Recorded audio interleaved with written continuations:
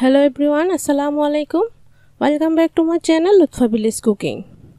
তো আজকের পর্বে দেখাবো মজাদার স্পাইসি চিকেন উইংসের রেসিপি। রেস্টুরেন্টে ছুটে না গিয়ে কিন্তু ঘরোয়া কিছু মশলা দিয়ে স্পাইসি চিকেন উইংসটা তৈরি করে নেওয়া যায় আর খুবই অল্প সময়ে কিন্তু এই স্পাইসি চিকেন উইংসটা তৈরি করে নিতে পারবে।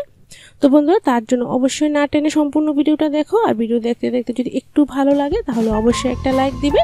আর এরকম মজার যদি আরও রেসিপি দেখতে চাও তাহলে চ্যানেলটাকে সাবস্ক্রাইব করে পাশে থাকা বেল আইকনটাও ক্লিক করে রাখবে। তো স্পাইসি চিকেন উইংসের জন্য কিন্তু প্রথমে কিন্তু এরকম উইংস নিতে হবে। উইংসটা ভালো করে পরিষ্কার করে ধুয়ে নিতে হবে। তারপর এখানে হাফ টিস্পুন দিয়ে দিলাম চিলি ফ্লেক্স, 1 টেবিল চামচ দিয়ে দিচ্ছি মরিচের গুঁড়া, যেহেতু এটা একটু স্পাইসি।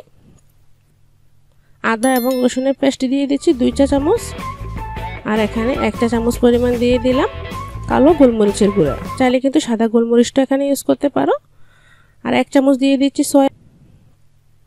আর বন্ধুরা, সামান্য একটু দিয়ে দিচ্ছি লবণ, যেহেতু সয়া সসে লবণ থাকে তাই লবণটা একটু বুঝে অ্যাড করতে হবে। আর দিয়ে দিচ্ছি এরকম বড় 1 ফালি লেবুর রস, এখানে কিন্তু 1 টেবিল চামচের মতো লেবুর রস হবে।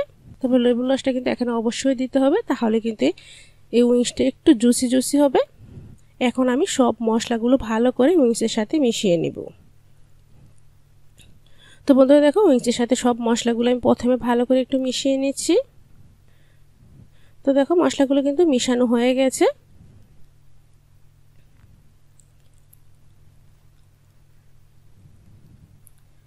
এখন আমি এটাকে ঢাকা দিয়ে রেস্টে রেখে দিব নর্মাল ফ্রিজে 20 মিনিটের মতো।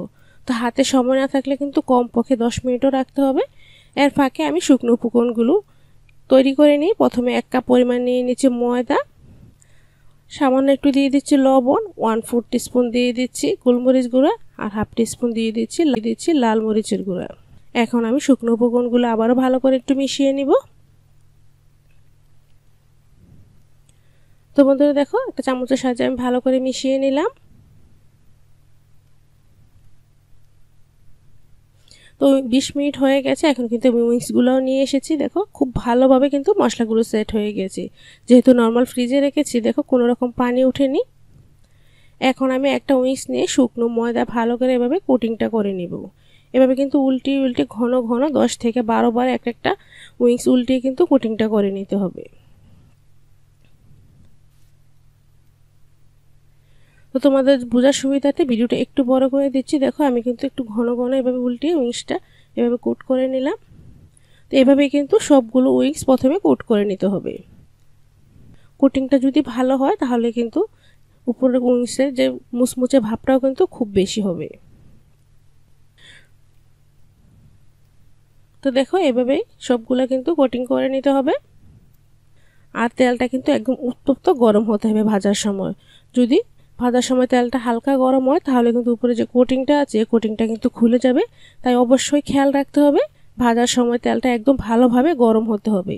এরকম 2 মিনিট ভালোভাবে গরম থাকা অবস্থায় ভাজতে হবে। তারপর চুলার হিটটা কিন্তু মিডিয়ামে রেখে উইংসগুলো ভাজতে হবে। যখন দেখবে খুব সুন্দর একটা কালার চলে এসে তখনও কিন্তু এটা উল্টিয়ে দিতে হবে।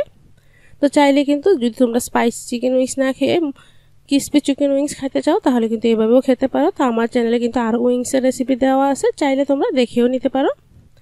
তো দেখো সবগুলো উইংস কিন্তু খুব সুন্দর একটা কালার চলে এসেছে, আর ভাজাও কিন্তু হয়ে গেছে একদম মুচমুচে ভাবে। তো এখন উইংসগুলো তুলে নিচ্ছি। আর একটা শুকনো প্যানে সামান্য একটু দিয়ে দিলাম সাদা তেল। তেলটাকে একটু হালকা আঁচে ভেজে নিব। যখন ভাজা হবে তখন খুব সুন্দর একটা গ্রান ছড়াবে। এই পর্যায়ে কিন্তু এটা উঠিয়ে নিতে হবে। তারপর একই প্যানে দিয়ে দিচ্ছি 1 টেবিল চামচ পরিমাণ সাদা তেল। তেলটা ভালোভাবে গরম হয়ে এলে 1 চা চামচ পরিমাণ দিয়ে দিচ্ছি আদা রসুনের পেস্ট, আর হাফ চা চামচ দিয়ে দিচ্ছি চিলি ফ্লেক্স। এখন এটাকে ভালো করে একটু কাঁচা গন্ধ চলে যাওয়া পর্যন্ত ভেজে নিতে হবে।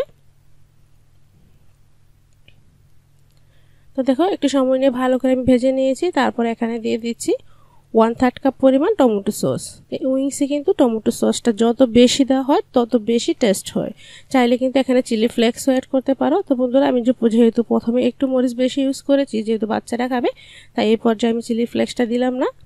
তো যারা বেশি ঝাল খাও তারা এখানে কাঁচা মরিচও অ্যাড করতে পারো। এখন সসটা দিয়ে সামান্য একটু পানিও দিয়ে দিলাম যাতে সসটা পুড়ে না যায়, আর সামান্য একটু লবণও দিয়ে দিচ্ছি। এখন সসটাকে ভালো করে একটু কষিয়ে নিয়ে তারপর ভেজে রাখা উইংসগুলোও দিয়ে দিলাম। দিয়ে এখন উল্টিয়ে পাল্টিয়ে এটাকে কিন্তু একদম লো ফ্লেমে রেখে উইংসটা কিছুক্ষণ ওইভাবে কষিয়ে নিতে হবে। তারপর দেখবে উইংসের ভিতরেও কিন্তু খুব সুন্দরভাবে মশলাগুলো ঢুকবে। তো বন্ধুরা এই পর্যায়ে সামান্য একটু ভেজে রাখা তিল দিয়ে নিলাম। এই তিলটা দেওয়ার কারণে কিন্তু টেস্টটা আরও বেশি হবে। তো যখন এরকম গাঢ় হয়ে যাবে তখনই কিন্তু উইংসগুলো তুলে নিতে হবে। তো দেখো তৈরি করে নিলাম। উইংসগুলো দেখতে কতটা সুন্দর ও লোভনীয় দেখাচ্ছে। তো বন্ধুরা আমার ফ্যামিলি মেম্বার সবাই তো এই রেসিপিটা খুবই পছন্দ করেছে। আশা করছি তোমাদের বাসার সবাইও কিন্তু খুবই পছন্দ করবে। তো তোমরাও বাসায় ট্রাই করে আমাকে কিন্তু ছোট্ট করে কমেন্ট করে জানাবে।